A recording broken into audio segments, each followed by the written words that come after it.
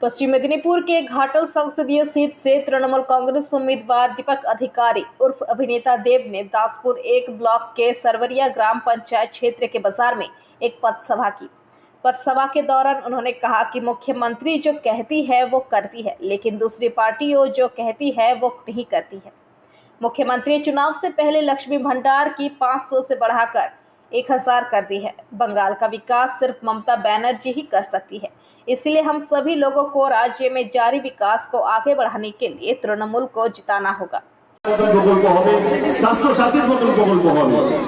যেটার পর তিনি কথা রেখেছেন এবং লক্ষ্মী ভান্ডার যেটা 500 টাকা করে ছিল সেটা ইলেকশনের আগে 1000 টাকা করে দিয়েছে।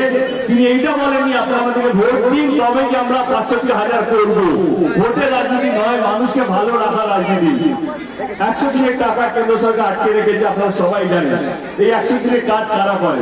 গরিব মানুষরা যারা দিন আনে দিন খায়, তাদের টাকা 2-2.5 বছর থেকে আটকে রেখেছে। তিনি বললেন না সেই টাকাটা আমরাই দেবো এবং সেই টাকাটা দিতেও শুরু হয়ে গেছে।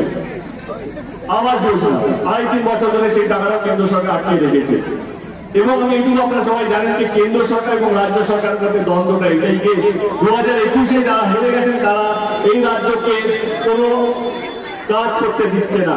যাকে আমরা সেটা নিয়ে আলোচনা করবো না, যেটা নিয়ে আলোচনা করবো যে 2024-এ লড়াইটা কে কথা দিয়ে কে কথা রাখে, কে কথা দিয়ে পালিয়ে যায়।